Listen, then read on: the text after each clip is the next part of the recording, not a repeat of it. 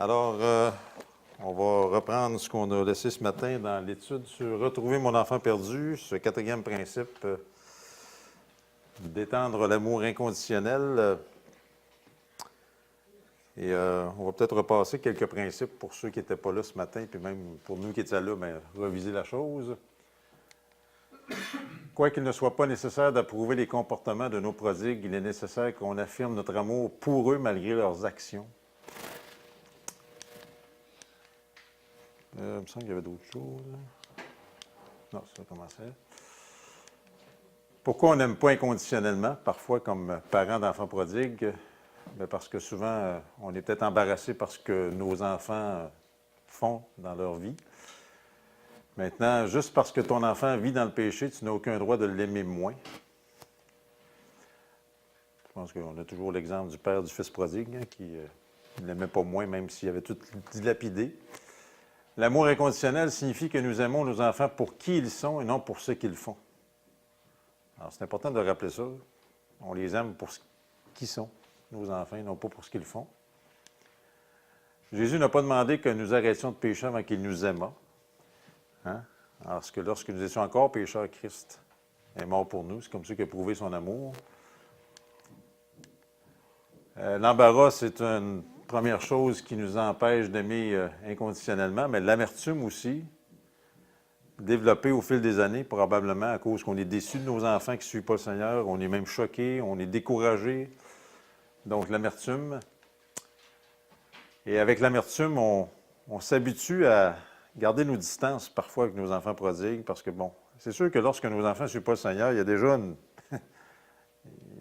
bris de communion, dans le sens que, tu sais, pour vivre les deux, là, on a quand même Michael, entre autres, qui suit, puis d'autres qui ne suivent pas dans la famille, tu sais. C'est sûr qu'on a une communion spirituelle avec nos enfants qui suivent. On ne les a pas avec nos enfants qui ne suivent pas. Déjà, il y a une différence, mais envers nos enfants qui ne suivent pas, c'est sûr qu'au fil des années, le danger, c'est qu'on est amer, puis là, on s'installe dans une sorte de relation à distance, même si on peut se voir quand même, mais c'est à ne pas faire. L'amour brille le plus quand le péché est le plus sombre. Et l'amour inconditionnel, là, c'est « je vais t'aimer si ». L'amour agapé, c'est « je vais t'aimer malgré ». Mais l'amour conditionnel, c'est « je vais t'aimer si ». Et on s'était laissé là-dessus ce matin. On s'est rappelé rapidement qu'il y a trois sortes d'amour. L'éros, c'est l'amour sexuel, philéo, l'amour fraternel, agapé, l'amour inconditionnel. Et c'est ce à quoi on est appelé d'avoir un amour inconditionnel envers même nos enfants qui ne suivent pas. Souvent, l'amour fraternel, philéo, peut se laisser contaminer par de l'amour conditionnel. Hein? Je vais t'aimer si tu fais ci ou si tu fais ça. Puis parfois même, sans le dire avec nos mots, notre attitude avec nos enfants prodigues, nos enfants qui ne suivent pas, des fois, ça trahit ce qu'on pense vraiment ou ce qu'on a dans le cœur. Voici quelques exemples de messages que certains parents communiquent dans leur attitude et leurs expressions, si ce n'est pas même dans ces mots exacts. Voici des exemples. Je vais t'aimer si tu es gentil avec moi. Je t'aime quand tu me fais bien paraître en face de mes amis. Je t'aime quand tu viens à l'église et marches avec Dieu. Mais quand tu ne viens pas à l'église et tu ne marches pas avec Dieu, tu sais, des fois, on peut faire sentir à nos enfants qu'on les aime moins que nos autres enfants qui suivent le Seigneur. Ah, mais si tu viens à l'église, là, je t'aime. Puis si tu marches avec Dieu, je t'aime encore plus. Je vais t'aimer si tu auras un bon travail comme celui que ta sœur a. Tu sais, des fois, bon, des comparaisons dans nos familles aussi. Je vais t'aimer si tu prends le temps de m'appeler chaque dimanche après-midi. Hein? Tu sais, souvent, nos parents ne m'appellent pas. Hein, tu sais, pas venu me voir. Non, mais, tu sais, des fois, tu sais, ils ont le don de la culpabilité. Là, tu sais, hein, tu es fatiguant en passant. Mais tu sais, faisons attention de ne pas faire pareil avec nos enfants. Mais là, tu sais, je vais t'aimer si tu prends le temps de m'appeler chaque dimanche après-midi. Là, je vais t'aimer. Tu sais. Je vais t'aimer si tu me rembourses ce que tu me dois. C'est quelqu'un me partageait dernièrement qui avait passé, c'était pas plus tard que la semaine passée, il a passé 13 000 $ à son enfant. Je pense qu'il n'a pas vu la couleur de l'argent encore, mais il a dit, regarde, tu as peut-être des chances que tu verras jamais ça, ton couleur. Mais, tu sais, quand on C'est sûr qu'on peut avoir un principe qui nous rembourse, mais souvent, tu sais, on doit se préparer mentalement qu'il ne nous remboursera peut-être pas non plus, tu sais, puis on veut l'aider, dans le fond. Je vais t'aimer si tu arrêtes de négliger tes enfants. Je vais t'aimer si tu arrêtes d'agir comme un insensé et faire ce que je pense être correct. Alors, c'est toutes des choses que, sans même le dire verbalement, parfois avec notre attitude avec nos enfants qui ne suivent pas le Seigneur, parfois, tu sais, on lui fait sentir une sorte d'amour conditionnel. Tu sais. Je vais t'aimer si. Parce que tellement on est blessé, tellement on est amer, tellement on est peut-être été embarrassé par leur comportement, par leur attitude. Et c'est pour ça que faisons attention de la manière qu'on a cette relation avec nos enfants qui ne suivent pas. Comme je le disais ce matin, je rends grâce au Seigneur que malgré qu'on n'approuve pas ce qu'ils font, puis on l'a dit ce matin, le père du fils prodigue n'a pas approuvé ce que son fils faisait, mais il l'aimait. Puis je rends grâce au Seigneur que dans le contexte, quand même, je trouve qu'on a quand même une assez bonne relation avec nos deux enfants qui ne suivent pas. Je pense que c'est bon de garder une bonne communion, une bonne relation avec les autres, sans approuver ce qu'ils font. Puis ils savent de toute façon qu'ils nous connaissent, ils savent qu'on n'approuve pas ce qu'ils font non plus. Mais de garder une bonne relation, puis que le Seigneur nous donne la sagesse aussi. Continuer à prier pour leur salut, continuer à prier que le Seigneur mette des chrétiens sur leur chemin pour qu'ils puissent venir au Seigneur. Et c'est pour ça que, dans le fond, c'est ces sortes d'amour conditionnel, je vais t'aimer ici, même si on ne le dit pas, même si on ne le verbalise pas, même, parfois on le fait sentir à nos enfants, mais c'est pas ce à quoi le Seigneur nous appelle. Le Seigneur nous appelle à l'amour inconditionnel. Envers tout le monde, d'ailleurs. Mais à plus forte raison envers nos enfants qui ne suivent pas le Seigneur. Le Seigneur nous dirige à une définition plus élevée de l'amour. Regardez, on va tourner dans Luc 6, verset 27. Luc 6, 27.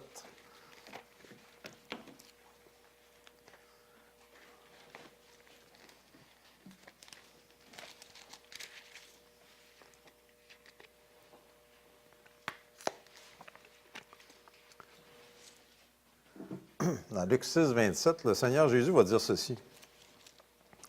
Mais à vous qui écoutez, je vous dis, aimez vos ennemis, faites du bien à ceux qui vous haïssent, bénissez ceux qui vous maudissent, priez pour ceux qui vous font du tort. Puis, ça peut ressembler au témoignage de plusieurs parents d'enfants prodigues, parce que parfois nos enfants, on peut dire, bien, il est pas mal ingrat parce qu'on fait des affaires, on les aide, mais on dirait qu'ils ne sont pas reconnaissants, ou même, pas qu'on sent qu'ils ne nous aiment pas, mais dans le sens que, certains même peuvent être méchants avec leurs parents, dans leur rébellion, dans leur manière d'agir. Mais malgré ça, Jésus nous enseigne à prendre une action aimante envers eux. Hein? Là, c'est sûr qu'on parle d'ennemis, mais peut-être que nos enfants, parfois, qui ne suivent pas, ils ont une réaction, ils ont une attitude méchante envers nous autres, ou indifférente, ou ingrate. Mais malgré ça, le Seigneur nous dit même d'aimer nos ennemis. À plus forte raison, nos enfants, même s'ils ne suivent pas le Seigneur ou s'ils sont ingrats dans leurs attitudes. Il est bien dit, aimez vos ennemis, faites du bien à ceux qui vous haïssent. Donc, on doit aimer nos enfants. On doit leur faire du bien. Même si parfois, des fois, si on faisait ça sur la base, mais ils ne méritent pas qu'on fasse du bien. Ils ne méritent pas de la manière qu'ils agissent, mais c'est pas comme ça que le Seigneur marche. Sinon, nous aussi, on ne mérite rien. Puis le Seigneur, il est bon envers nous autres. Le Seigneur nous fait du bien. Il nous bénit. Alors, si on veut avoir cet amour inconditionnel, l'amour agapé, c'est comme ça qu'on doit agir envers nos enfants. Même si on est blessé, même si on a de l'amertume, puis on l'a dit ce matin, il faut qu'on prie le Seigneur d'enlever ces racines d'amertume qui ont poussé au fil des années parce que déception, colère aussi, devant le fait qu'ils ne veulent pas donner leur vie au Seigneur puis qu'ils s'enfoncent dans leur vaine manière de vivre. Et comme je le disais, cette vaine manière de vivre-là, ça ne se traduit pas tout le temps en vie de débauche, puis en vie de dépravation, puis en vie de party. Ça peut être une vie relativement normale aux yeux du monde, mais quand même, on a besoin d'enlever toutes ces racines d'amertume, de demander au Seigneur de les enlever. Et alors Jésus nous enseigne à prendre une action aimante envers eux, leur faire du bien, les bénir, prier pour eux. Regardez, il va dire aussi, verset 32, « Et si vous aimez ceux qui vous aiment, quel gré vous en sera-t-on? Car les pécheurs aussi aiment ceux qui les aiment. Et si vous faites du bien à ceux qui vous font du bien, quel gré vous en sera-t-on? Car les pécheurs aussi en font autant. Et si, au verset 34, vous prêtez à ceux de qui... Et si vous prêtez à ceux de qui vous espérez recevoir, quel gré vous en sera-t-on? Car les pécheurs aussi prêtent aux pécheurs afin qu'ils reçoivent l'appareil. » On parlait de prêter de l'argent tantôt. « Mais aimez vos ennemis, faites du bien, prêtez sans en rien espérer.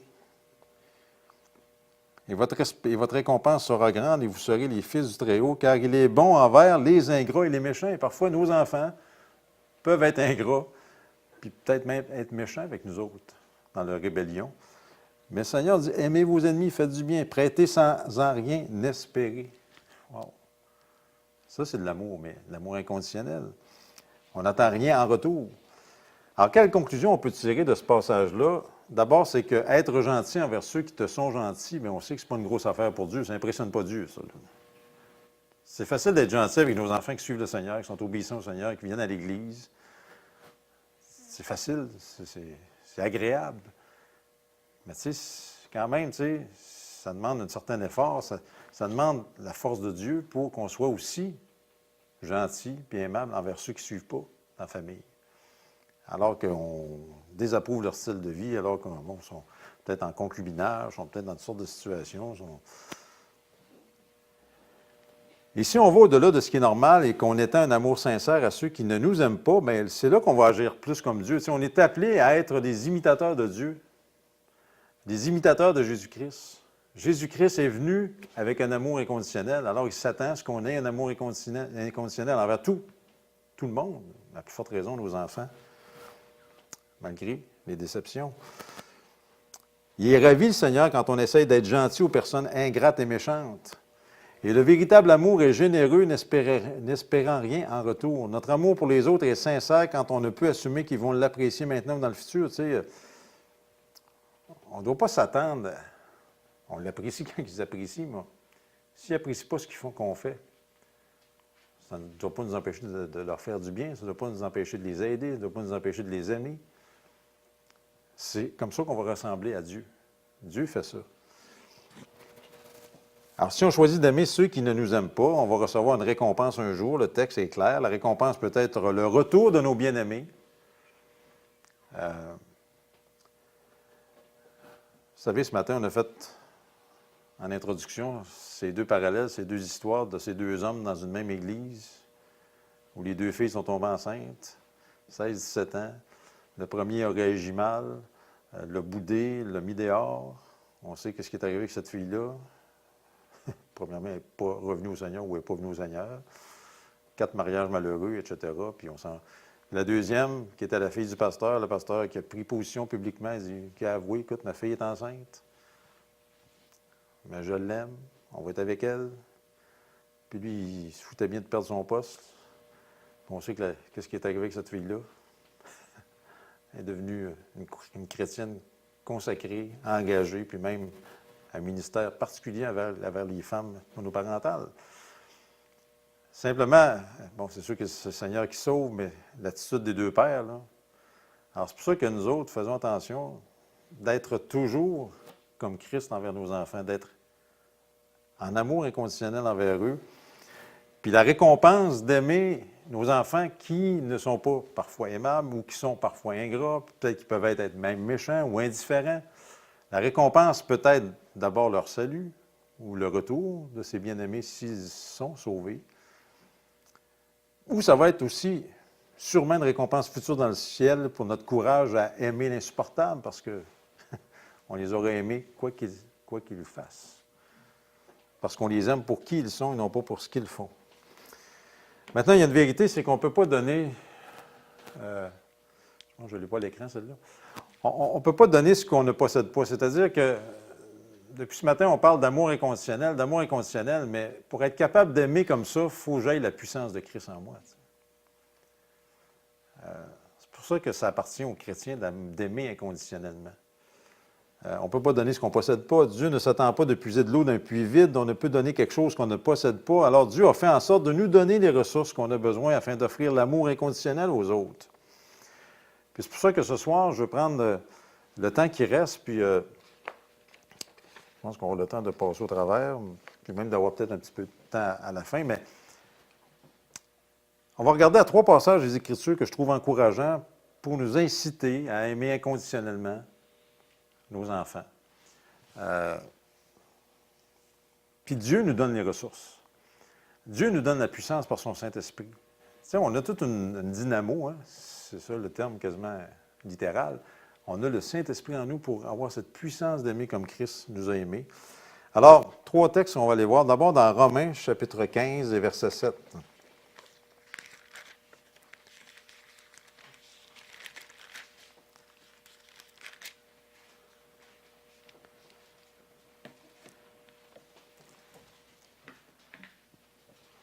Romains, chapitre 15, verset 7. Peut-être quelqu'un pourrait lire ça dans sa version seconde. Je n'ai pas eu le temps de vérifier. Ouais.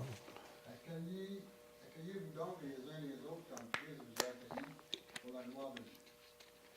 Fait qu'effectivement, le sens littéral se rapproche de ça. C'est pourquoi recevez-vous les uns les autres, comme aussi le Christ vous a reçu à la gloire de Dieu. C'est quoi donc le premier principe? C'est accepte les autres juste comme tu as été accepté. Perdons pas de vue comment on a été accepté par le Seigneur. Et c'est pour ça que c'est bon le texte. C'est pourquoi recevez-vous, accueillez-vous, recevez-vous les uns les autres, comme aussi le Christ vous a reçu. À la gloire de Dieu. Et ça va être à la gloire de Dieu si on fait ça. Notre capacité à accepter les autres, spécialement ceux dont le comportement nous est inacceptable, ça peut inclure effectivement nos enfants prodigues. Mais notre capacité à accepter les autres dans ce contexte-là est trouvée en sachant que Christ nous a acceptés. Paul a déjà écrit que nous étions des ennemis de Dieu sans force avant qu'on fasse confiance à Christ. Nous étions sans force, Romains.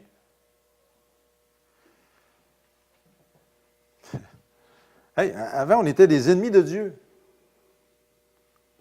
C'est quelque chose d'inacceptable, ça, vous pensez? On ne peut pas être plus inacceptable que ça, d'être des ennemis de Dieu. Pourtant, Dieu nous a tendu la main, il nous a gracieusement rencontrés où nous étions, il nous a reçus. Alors, il s'attend à ce qu'on reçoive, et ce qu'on se reçoive les uns les autres, ce n'est pas simplement l'histoire des enfants prodigues, mais entre frères et sœurs, qu'on se reçoive les uns les autres comme Christ nous a reçus. Puis pensons encore, comme on l'a fait ce matin, ces nombreuses personnes que Jésus aimait. Ces personnes-là que Jésus aimait, c'était des prostituées. C'était des collecteurs d'impôts, il aimait des enfants, il aimait des gens religieux rigides, il aimait des personnes confuses, il aimait quiconque voulait le connaître. Puis plusieurs de ces personnes, c'était des gens inacceptables aux autres, pourtant Jésus les acceptait sans condamnation.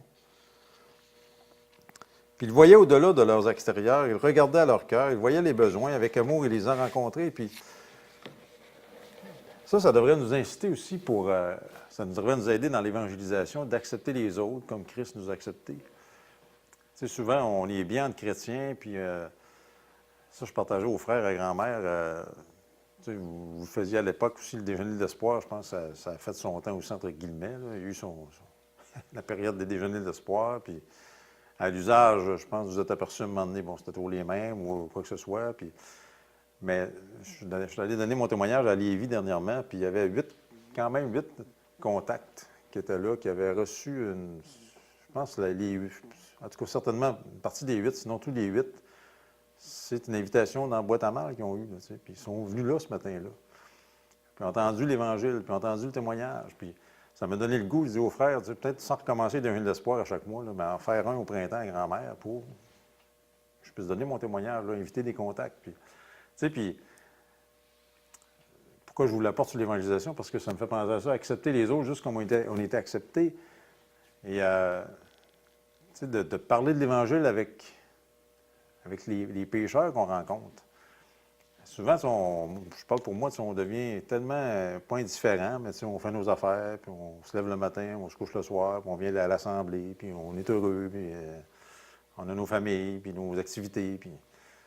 Mais tu sais, tu as une gang de pécheurs autour de nous autres qui s'en vont en enfer. Puis, tu sais, on s'endurcit avec ça. Puis, donc, déjeuner de l'espoir, c'est une option que vous avez déjà essayé, mais avec les frères de grand-mère, on est en train de ne pas se casser la tête, mettre ça devant le Seigneur. Comment on peut atteindre notre communauté? On le fait aussi avec quand la gang là-dessus va venir pour la musique, on invite des gens, ça c'est bon aussi. Puis on prêche l'Évangile, puis entendre des bons chants aussi. Mais, premier principe, c'est d'accepter les autres juste comme on a été acceptés. Tournez dans Éphésiens 4, verset 31.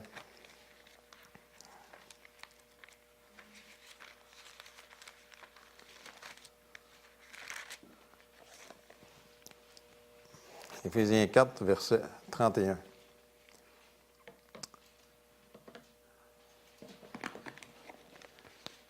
Éphésiens 4, 31, ça commence comme ceci, que toute amertume, hein, encore, la fameuse amertume, que tout courroux, hein, dira Darby, que toute colère, que toute crierie, c'est intéressant comme mot, hein, toute injure, que tout crieur en passant, que toute injure soit ôtée du milieu de vous, de même que toute malice. Mais, regardez, c'est le contraste, soyez bons les uns envers les autres, compatissants, vous pardonnant les uns aux autres. Mais c'est quoi notre gauge, c'est quoi notre comparatif? Comme Dieu aussi, en Christ, vous a pardonné, vous a fait grâce, dira d'autres versions. Alors, on est invité à être bons envers les autres, compatissants, se pardonnant les uns aux autres, se faisant grâce les uns aux autres, comme Christ nous a fait grâce, nous a pardonné. Alors, l'autre principe, c'est pardonne les autres juste comme tu as été pardonné. Accepte les autres juste comme tu as été accepté. Pardonne les autres juste comme tu as été pardonné.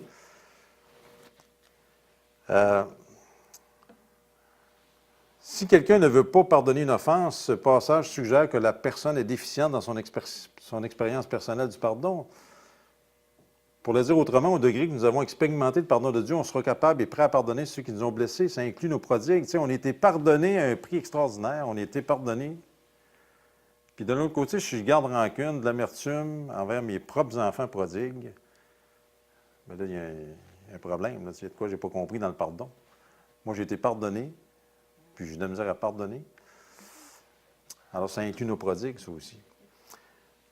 L'autre point, bien, c'est dans Jean 21, 7. Jean 21, 7. L'Évangile de Jean.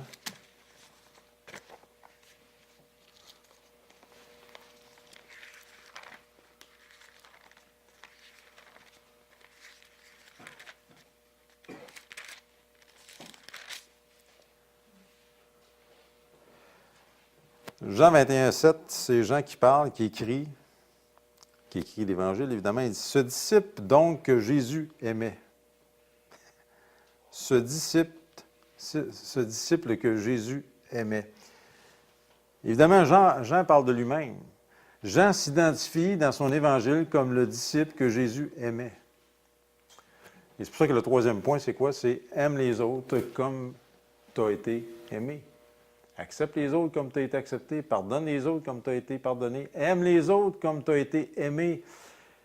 Puis, tu sais, la première fois que tu lis l'Évangile, la première fois qu'on lisait ces textes-là, on avait l'impression que Jean se pétait les bretelles, hein, le disciple que Jésus aimait. Tu sais. Mais, tu sais, ça voulait-tu dire que c'était le seul que Jésus aimait? Ouais, c'est pas ça que ça veut dire. Mais l'amour de Jésus était si convaincant et si irrésistible que c'était devenu la base même de l'identité de Jean. Jean, là, il s'identifiait non pas comme étant Jean, mais il dit, je suis le gars que Jésus aime tant. Je suis le gars que Jésus aime tellement. Parce qu'il ressentait cet amour de Jésus. Tu sais, puis probablement, il se promenait avec les disciples le long du chemin, il suivait leur maître. Hey, je suis le gars que Jésus aime. Hey, puis je pense que c'est notre cas. Hein? Je suis celui que Jésus aime. Tu es celui que Jésus aime. Tu es celle que Jésus aime. L'amour. C'est pour ça que dans les écrits de Jean, il y a tellement de gentillesse quand on lit ses Écritures, il y a tellement de bonté qui ressort de ses textes, qui jaillissent de son expérience personnelle de l'amour de Christ. Imaginez, là, Jean a vécu, à l'instar des 12 autres et des 11 autres apôtres, pardon, il a vécu 3 années intimes avec Jésus-Christ. L'amour incarné, tu sais. L'amour sur 2 pattes. L'amour de Dieu sur 2 pattes. Être dans l'intimité avec le Seigneur, tu sais, tu dois te sentir aimé incroyable. Tu sais, c'est pour ça qu'il dit, je suis le gars que Jésus aime. Tu sais. Comment? Puis nous, là, on a le privilège, avec le Saint-Esprit, avec la parole de Dieu, d'avoir cette communion, puis de ressentir cet amour-là au quotidien, hein, puis de réaliser, oui, le Seigneur m'aime tellement, moi aussi. Regardez, on va tourner dans 1 Jean, chapitre 4. C'est toujours le même Jean, mais dans les Épîtres, 1 Jean, chapitre 4.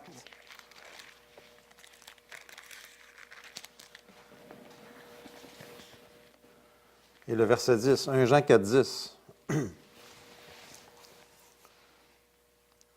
Alors Jean va dire ceci, en ceci est l'amour, puis on voit tellement que, c'est pas pour rien que Jean parle tellement d'amour, il a été tellement aimé. Il dit, en ceci est l'amour, non en ce que nous, on a aimé Dieu, mais en ce que lui nous aima, et qu'il envoya son Fils pour être la propitiation pour nos péchés. Et là, regardez le verset 11, le principe, c'est quoi? Bien-aimés, si Dieu nous aima ici, nous aussi, on doit nous aimer l'un ou l'autre. Si Dieu nous aima ici, nous aussi, nous devons nous aimer l'un l'autre. Alors, c'est pour ça que aime les autres juste comme tu as été aimé. Ça comprend nos prodigues aussi. En passant, la propitiation, c'est un mot important dans notre compréhension de Dieu. Ça veut dire détourner la colère. Puis on sait tous qu'à cause de nos péchés, on méritait la pleine colère de Dieu. On l'a lu ce matin dans Psaume 22. Hein? Mon Dieu, pourquoi m'as-tu abandonné? Parce que Dieu est saint, puis lui, il a porté le péché, il a été fait péché, puis là, la colère est tombée sur lui. Sa sainteté demandait ça contre notre péché. La mort de Jésus sur la croix, c'était l'éponge qui absorbait la colère afin que nous, on n'expérimente pas la colère. Alors, merci à Jésus, à la place du jugement, Dieu nous couvre d'amour. C'est ça le deal. C'est que, ça j'avais déjà dit à la place de paratonnerre, paracolère, parce que la colère nous était destinée, puis elle a été détournée sur la croix de Christ. Puis à la place, c'est quoi qui nous était réservé et déversé? C'est l'amour de Christ. Ça, c'est vraiment, là, tu sais, je veux dire, c'est un miracle. La colère m'était destinée, là, il y a eu le détournement sur la croix qui est tombé sur Christ. Puis moi, à la place de la colère, c'est l'amour qui est déversé dans mon cœur. Dieu nous couvre d'amour. À la place des feux de l'enfer, on reçoit sa présence gracieuse. C'est ça la mesure de l'amour de Dieu. C'est pour ça que c'est tellement bon le repas du Seigneur. Je suis tellement reconnaissant qu'à la TUC, le repas du Seigneur est encore central dans la vie de l'Assemblée. Je suis tellement reconnaissant. J'étais à Jonquière il y a 2 semaines, c'est la même chose. Partout où je vais dans les assemblées jusqu'à date, le repas du Seigneur, c'est central. Il y a différentes façons de le faire, mais le principe est là. Pourquoi? Parce que le repas du Seigneur, ça nous ramène au pied de la croix, hein? Au pied de ta sainte croix. On l'a chanté ce matin. Puis là, on se rappelle, wow, comment le Seigneur m'aime, puis comment je suis pécheur, puis comment je méritais d'être en enfer. Puis là, on prend, à chaque fois qu'on prend le repas, à chaque fois qu'on partage les symboles, on mesure l'amour de Dieu. Wow, comment il m'a aimé. Alors, Jean appliquait cette mesure de l'amour de Dieu aux relations humaines. Il a écrit ceci, bien-aimé, si Dieu nous aima ainsi, comment? Rappelez, il faut vraiment lire, vraiment, chaque mot est important. Verset 11, bien-aimé, si Dieu nous aima ainsi, il nous a aimés comment? Ainsi, ça veut dire, s'il nous a aimés comme ça, de cette manière-là, il nous a aimés comment? Bien, verset 10, il a envoyé son Fils. Il a sacrifié son Fils. Il est devenu la propitiation pour nos péchés. Alors, si Dieu nous aima ainsi, de cette manière-là, au verset 10, bien, nous aussi, dira Jean, on doit s'aimer de la même manière qu'il nous a aimés. C'est de l'amour inconditionnel incroyable. Hein? On ne méritait pas ça, on était des ennemis de Dieu, mais Dieu a envoyé son Fils pour être la propitiation de nos péchés. La colère est tombée sur lui. Après ça, il dit, on se tourne de bord, bien là, il faut s'aimer comme ça. Inconditionnellement. D'abord, entre nous, envers les pécheurs, mais ça inclut nos enfants prodigues. Nos enfants prodigues, parfois on est plus sévère avec ceux qu'on aime dans nos relations, mais on doit les aimer inconditionnellement. Alors, puisque la mort de Jésus a détourné la juste colère de Dieu afin qu'il puisse nous montrer l'amour, sûrement qu'on peut apprendre à montrer de la bonté à ceux qui ne satisfont pas nos petits standards humains, là, tu sais. À nous autres, on n'était pas capable de répondre aux standards divins, puis pourtant Dieu nous aime. Puis on se revire d'abord vers nos enfants prodigues, entre autres, puis là, on est dur. On doit être capable de montrer de la bonté envers nos enfants prodigues qui nous déçoivent sur nos petits standards comparés aux standards humains, plutôt aux standards divins. Alors, ma question, c'est que les 3 passages qu'on vient de lire, les 3 principes, est-ce que ça crée un désir dans notre cœur de montrer cette sorte d'amour, de montrer cette sorte de pardon, de montrer cette sorte d'acceptation inconditionnelle à ton enfant prodigue? Mais peut-être qu'on ne sait pas comment le faire. Peut-être que les barrières se sont trop épaissies au fil des années. Peut-être que je ne sais pas où reprendre le collier avec nos enfants, mais le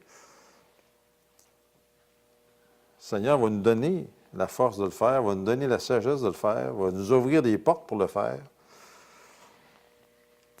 On ne peut donner jusqu'à ce qu'on laisse premièrement Dieu travailler profondément dans nos propres cœurs. Alors, de l'abondance de notre propre expérience, on peut offrir ces trésors aux autres. Alors, c'est sûr que ça vient... Si je suis connecté au Seigneur, ça va couler à un moment donné, cet amour-là. Mais c'est sûr que si spirituellement, je suis dans une passe où c'est la chair plus que l'esprit qui fait partie de ma vie, je ne peux pas donner ce que je n'ai pas. C'est un petit peu le principe qu'on a vu tantôt. Une fois, Jésus est allé au temple pour la fête des tabernacles, et puis chaque jour des 8 jours de la fête, chaque jour, c'est un jour plus important que le précédent pendant les 8 jours. Puis rendu au dernier jour, les émotions de la foule de pèlerins avaient atteint un crescendo. Puis au milieu de la commotion, Jésus a fait cette annonce importante. On va aller la voir, cette annonce-là, dans Jean 7. Et encore là, c'est Jean qui va le dire. Jean, chapitre 7, et le verset 37.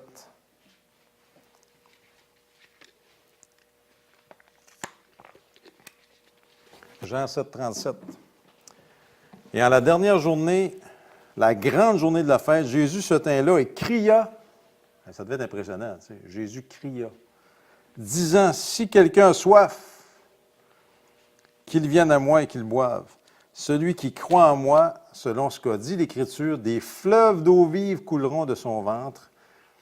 Et là, j'ai une parenthèse dans mon texte, verset 39. Or, il disait cela de l'Esprit qu'allait recevoir ceux qui croyaient en lui, car l'Esprit n'était pas encore, parce que Jésus n'avait pas encore été glorifié.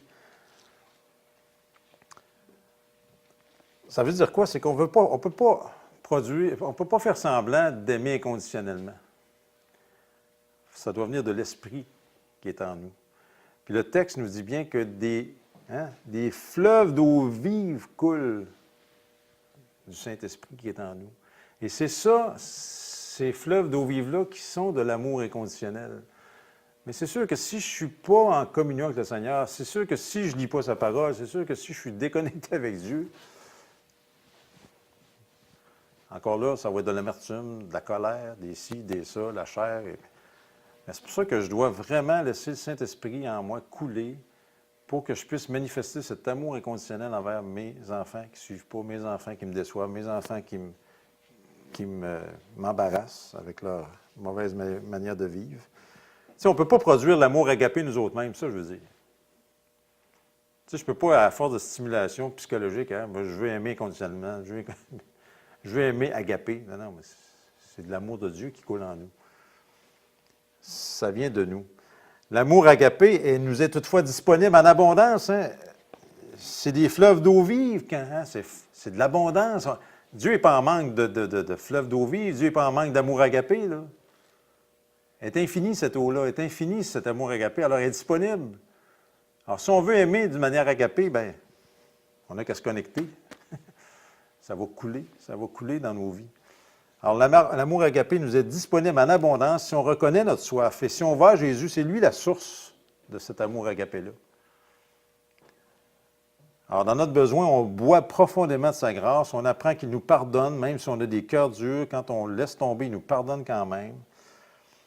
J'avais un frère, il y a un frère dernièrement, Mathieu Caron, de l'Église baptiste Shawinigan-Sud, qui est venu prêcher, puis il parlait sur le pardon, puis on peut être d'accord, pas d'accord, mais il disait dans le fond, Dieu, là, une fois qu'on s'est converti, il nous a pardonné. Il nous a pardonné nos péchés passés, présents, futurs. Alors, tu sais, lui, il disait, quand on lui demande pardon, on est déjà pardonné. La Bible nous dit de confesser nos péchés, c'est de reconnaître que ce que j'ai fait est mal. Mais lui disait, au lieu de dire, de demander pardon au Seigneur, on devrait dire, merci Seigneur de m'avoir pardonné. Parce que le pardon est acquis. Le pardon est... Maintenant, il disait, là, il ne s'enfargeait pas d'influence du tapis, là, arrête. On peut continuer à dire, pardonne-moi Seigneur d'avoir fait ça, pardonne-moi. Le Seigneur comprend ce qu'on veut dire, mais c'est vrai, dans les faits, pensez-y, on est pardonné. Passé, présent, futur, tout est pardonné. Maintenant, quand on pêche, on est appelé à confesser nos péchés. À dire, Seigneur, je viens de pécher. Mais on devrait dire, merci de m'avoir pardonné. Je suis déjà pardonné. Alors, je trouve ça intéressant, la nuance, parce qu'on est des pardonnés. Puis parce qu'on est des pardonnés, bien, on a cet amour agapé en nous, ce Saint-Esprit en nous qui est On est scellé du Saint-Esprit. Pour ceux qui croient à la perte du salut, là, Éphésiens, quand il dit qu'on est scellé du Saint-Esprit, là, il n'y a aucun texte qui dit qu'on va être descellé du Saint-Esprit. Là, on est scellé du Saint-Esprit pour toujours. On ne peut pas perdre notre salut. On est sauvé une fois pour toutes quand on l'est vraiment. Et on a ce Saint-Esprit en nous, donc cette capacité d'avoir cet amour agapé. Alors, on expérimente, puis on est tous capables de témoigner ce soir qu'on expérimente la bonté de Dieu dans nos vies. On l'a expérimenté, on l'expérimente encore. On découvre la profondeur de son amour. Combien, quand on pêche, combien, quand on confesse nos péchés, combien qu'on sait qu'il nous pardonne, donc qu'on est pardonné, il nous restaure, il nous relève. C'est un Dieu qui est bon, un Dieu qui est patient, lent à la colère, riche en bonté. Alors que le Saint-Esprit travaille ses vérités dans nos cœurs, on trouve un puits profond et rempli d'amour, de pardon et d'acceptation pour nos prodigues. Alors si on a du mal à aimer nos prodigues actuellement dans nos vies pour différentes raisons, bien, tourne-toi vers Jésus, qui est la source de cet amour agapé. Demande, Seigneur, aide-moi à les aimer quand même, parce que là, émotivement, j'ai de la misère. Émotionnellement, j'ai de la misère à l'aimer. Ce qu'il est en train de faire, ce qu'il est en train de vivre, sa façon de réagir avec nous autres, j'ai de la misère. Mais Seigneur, aide-moi à l'aimer.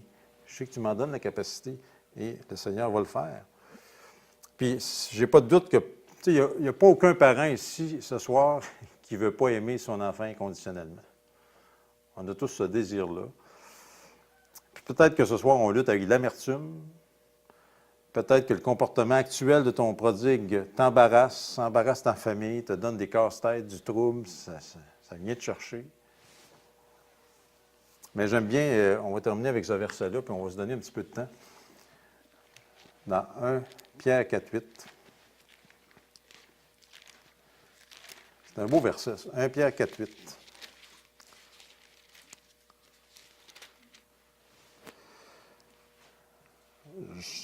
J'aime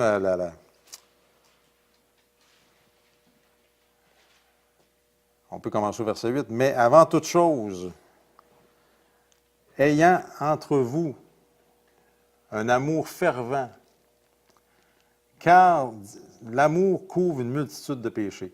Ça, c'est tellement un beau verset. Là. Car l'amour couvre une multitude de péchés, une multitude de fautes. Vous remarquez ce qui dit ça? L'apôtre Pierre. Puis, c'est pas plus tard que cette semaine, quand je méditais ce verset-là, il dit, wow, tu sais, s'il y a quelqu'un qui a expérimenté l'amour qui couvre une multitude de péchés, s'il y a quelqu'un qui a mesuré cet amour-là qui couvre une multitude de péchés, c'est bien l'apôtre Pierre après avoir renié 3 fois son maître.